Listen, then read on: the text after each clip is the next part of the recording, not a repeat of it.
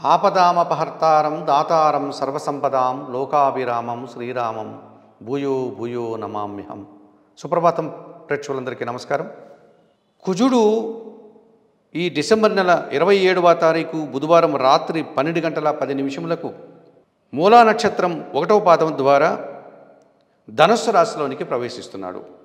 అనగా వృశ్చిక రాశిలో సంచరించేటువంటి ఈ కుజుడు ఈ 27వ తారీఖు బుధవారం రోజు రాత్రి నుండి ధనుస్సు రాశిలోనికి ప్రవేశిస్తాడు. ఈ ధనుస్సు రాశిలోనికి ప్రవేశించినటువంటి ఈ కుజగ్రహము అనగా 2023 డిసెంబర్ నెల 28వ తారీఖు నుండి గురువారం నుండి 2024 ఫిబ్రవరి నెల 5వ తారీఖు వరకు ఇంచుమించుగా 40 రోజులు ధనుస్సు రాశిలోనే ఈయన సంచారం కొనసాగుతుంది. ఈ రకంగా ధనుస్సు రాశిలో కుజుడు సంచారం కొనసాగడం వల్ల ద్వాదశ రాశుల వారిలో ఏ రాశుల వారికి కుజయోగము, లాభాలు, భూవాహన సౌఖ్యము, అధిక ఆదాయానికి అవసరమైనటువంటి సందర్భాలు వీరికి ఎదురవుతాయి అన్న విషయాన్ని ఇప్పుడు తెలుసుకున్నాం.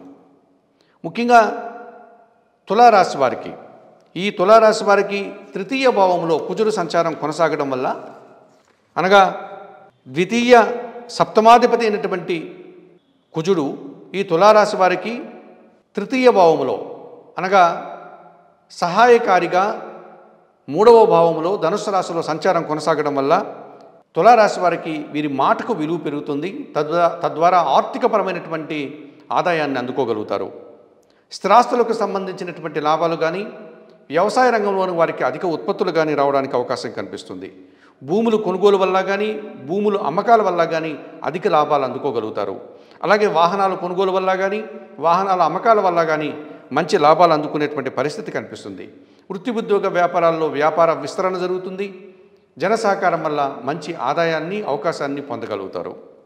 ఇక కర్కాటక రాశి వారికి షష్టమ భావములో అనగా 6వ భావంలో ఈ కుజుడు సంచారం కొనసాగడం వల్ల పంచమ దశమాధిపతి అయినటువంటి ఈ కుజుడు కర్కాటక రాశి వారికి షష్టమ భావంలో ఆయన సంచారం కొనసాగడం వల్ల రుణ రోగ శత్రు విముక్తికి అవకాశం కల్పిస్తుంది.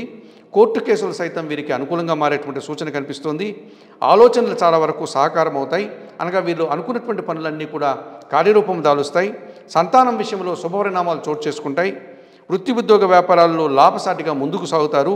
మంచి విజయాలను అందుకోగలుగుతారు. భూలాభాలు, వాహన లాభాలు, ఆపరేషన్కి సంబంధించిన విషయాల్లో కూడా విజయాన్ని పొందగలుగుతారు. ఈ రకంగా పోటీ ప్రపంచంలో మంచి విజయాలను అందుకుని సంతోషంగా ఆర్థికపరమైనటువంటి బలాన్ని పుంజుకునేటువంటి సూచన కర్కాటక రాశి వారికి ఈ కుజుడు 6వ భావంలో సంచరించడం వల్ల ఇలాంటి శుభ ఫలితాలు వీరికి లభిస్తాయి. మీనరాశి వారికి ఈ మీనరాశి వారికి దశమ భావంలో కుజుడు సంచారం కొనసాగడం వల్ల అనగా మీనరాశి వారికి ఈ ధనుస్సు రాశిలో సంచరించేటువంటి కుజుడు 10వ భావంలో వృత్తి భావంలో సంచారం కొనసాగడం వల్ల ద్వితీయ భాగ్యాధిపతి అయినటువంటి ఈ కుజుడు మీనరాశి వారికి దశమ భావంలో సంచారం కొనసాగడం వల్ల స్థిరాస్తికి సంబంధించినటువంటి లాభాలు అందుకుంటారు. వీరి మాటకు విలువ పెరగడం వల్ల సమాజంలో గుర్తింపు, వృత్తి ఉద్యోగ వ్యాపారాల్లో అభివృద్ధి, నూతన అవకాశాలు అందుకోగలుగుతారు. తండ్రి నుంచి రావాల్సినటువంటి ఆస్తులు ఏమైనా ఉంటే వాటిని అందుకోగలుగుతారు. వృత్తి ఉద్యోగ వ్యాపారాల్లో మంచి లాభసాటి ప్రయాణాలను, స్థానచలనాలను పొందగలుగుతారు. భూవాహన సౌఖ్యాలు అందుకునేటువంటి సూచన, వ్యవసాయ రంగంలో అధిక ఉత్పత్తులు పొందగలుగుతారు. ఇక కుంభరాశి వారికి లాభభావములో అనగా 11వ భావంలో కుజ సంచారం కొనసాగడం వల్ల తృతీయ దశమాధిపతి అయినటువంటి ఈ కుజుడు కుంభరాశి వారికి లాభభావములో 11వ భావంలో సంచారం కొనసాగడం వల్ల జన సహకారం పుష్కలంగా లభిస్తుంది. వృత్తి ఉద్యోగ వ్యాపారాల్లో మంచి అభివృద్ధిని, ఆదాయాన్ని అందుకోగలుగుతారు. భూముల వల్ల అధిక లాభాలు, వ్యవసాయ భూముల వల్ల అధిక ఉత్పత్తులు, వ్యాపార రంగంలో నూతన వ్యాపార ప్రారంభం చేయడానికి అనుకూల వాతావరణం, వాహనాల కొనుగోలు వల్ల లాభాలు లేక వాహనాల అమ్మకాల వల్ల లాభాలు పొందడానికి అవకాశం ఉంటుంది. ఈ రకంగా వృత్తి ఉద్యోగ వ్యాపారాల్లో మంచి అభివృద్ధిని సాధిస్తారు. సంఘంలో మంచి పేరు ప్రఖ్యాతులు తెచ్చుకోవడానికి అవకాశం ఉంటుంది. అయితే మేష, వృషభ, మిథున, సింహ, కన్య, వృశ్చిక, ధనస్సు, మకర రాశుల వారికి ఇంచుమించు 8 రాశుల వారికి ఈ కుజుని యొక్క ధనుస్సు రాశిలో సంచారము ప్రతికూలంగా మారేటువంటి సందర్భాలు కనిపిస్తున్నాయి.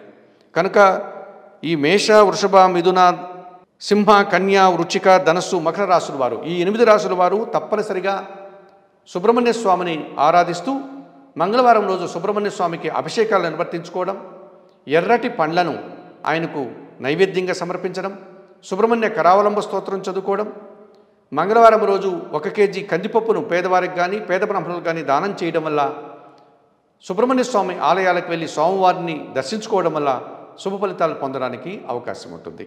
సర్వే జనా సుఖినో భవంతు. నమస్కారం.